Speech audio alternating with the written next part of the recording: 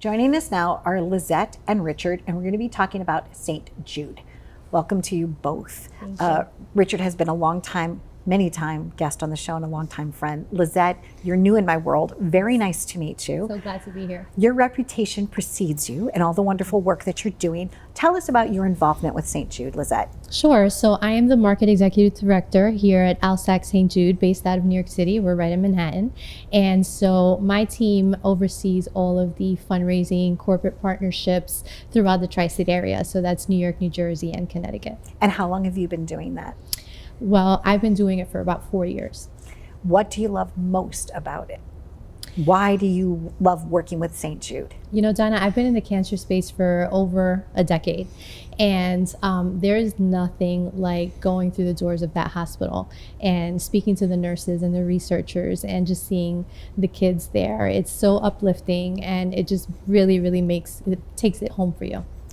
As I shared with you, I was in a singing group and we got to go down there because I Yeah. lived in St. Louis. We went down to Memphis on a bus. You know, I think the transportation wasn't even one of those like nice luxury buses. I think our transportation might have even been a school bus back then, right?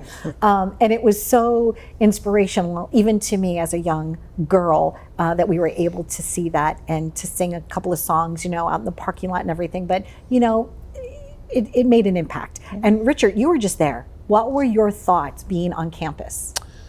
You know what? I've been saying this from day one. It is a place of hope. And that's really what I always walk away with. And the other thing, they save lives.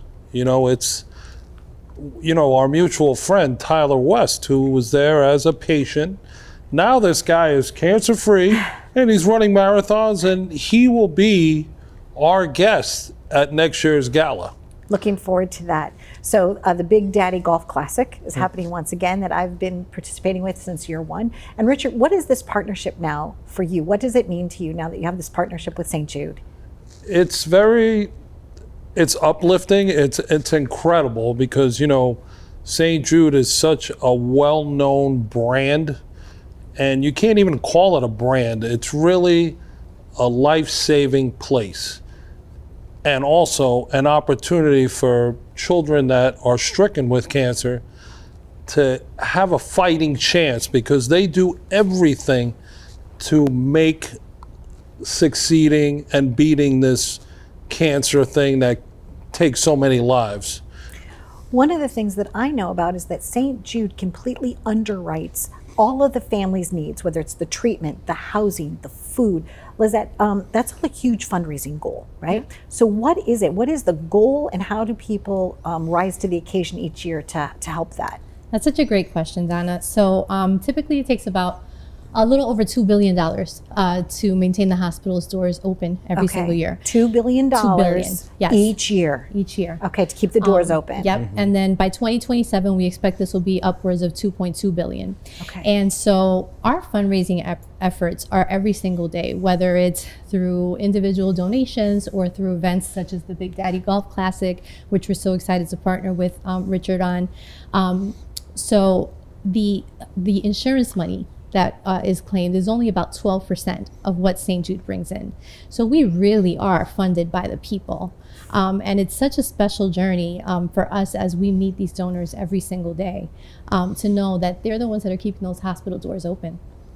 Now, on a personal note, do you know anyone that has actually been a patient or a family that's been helped at St. Jude? So on a personal note, I do not know any children, but I have unfortunately experienced adult cancer through my entire family. And I know what that's like to go through that with an adult. I can't even imagine what a child would feel like. And that's why it's just what keeps me going. The one thing that I do love about St. Jude too is the fact that it's that you treat the whole individual.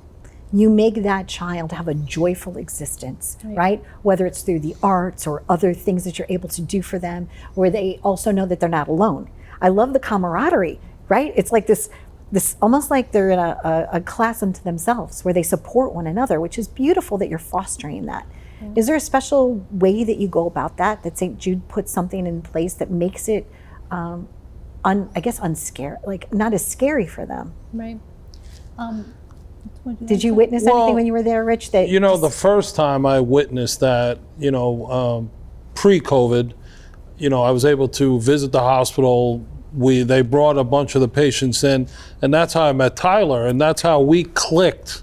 And we stayed in touch with each other and his mom, and I think the interacting with the guests like myself who were there, I think that's where they try to make it as normal as it could be without having all the distractions of, obviously they're hooked up to certain things, and Tyler, when I met him, was in a wheelchair and he had a bunch of tubes and whatnot.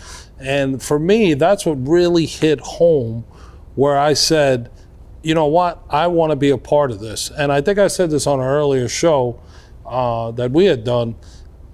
I have no kids, so these kids are my kids. They are. They truly are. And it's like, when you're able to share the gift of giving, like I can, because of these relationships and friendships and knowing a who's who of people, that's really what is the icing on the cake for me. I mean, it's about giving to a place that really gives back, and they try to save lives, and they make it important, and it's their mission to make sure that no child dies from cancer. I think that's the most important thing that people should look at and say to themselves when they're going to donate it, whether it's $1, $5, $25, or $100. $500,000. Let's just go for the big donors. Whatever the big donors. Yeah, exactly. Make it happen. Look at this and say, you know where the money is going, and it's going to a powerful place because they're trying to save lives. And in addition to childhood cancer, I also know that the research, I don't know if we could talk about this, but the research is also helping with sickle cell. Yeah, absolutely. Okay, so that's something also new that's happening. As Yeah. we wrap up, I wanted to make sure that we did highlight that too, which is really important. So, I mean, we are known for our pediatric childhood cancer work, but we treat all sorts of life-threatening diseases for kids. In 1977, we launched our first major effort for sickle cell to treat the progress of sickle cell. We now house one of the largest programs in the country. In 2019, we announced the cure for bubble boy disease. Yes. A lot of people don't know that. We are one of 6 institutions that play a major role in the flu vaccine every year, and how it changes and how it can affect the body. And another example is back in 1987, when such a dark place for us when HIV was first announced. We started an HIV research center, and it's still one of the most highly respected ones in the globe. So there's so many other things that we do besides pediatric childhood cancer to treat the child and to protect the families. I agree. No child should die from cancer. The one thing I wanted to say Yeah. is, talking about going to Memphis, was being at the golf outing, and to see the survivors on the golf course, and you got these celebrities, they're all there to raise money and bring awareness to it, but to take pictures with the actual kids that survived. I mean, there was this one girl, I can't remember her name, but she was so beautiful.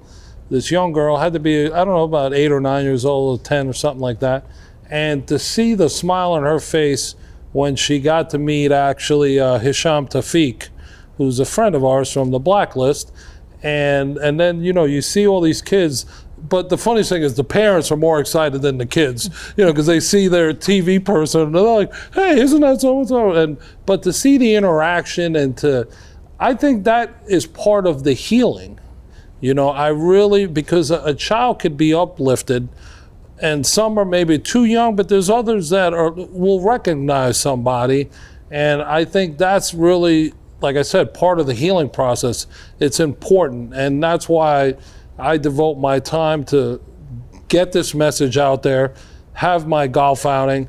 We're working on a couple other things that we may even have a gala in Manhattan sooner than later, and to do something in the fall, winter, and then do the summer thing with the Big Daddy Golf Classic, and just get the word out there. And everyone out there, donate money. It doesn't take a lot of effort, it doesn't take a lot of time, and it doesn't take a lot of money. All the pennies add up, and again, they do. And sadly, on a sad note, I know St. Jude never likes to lose any children.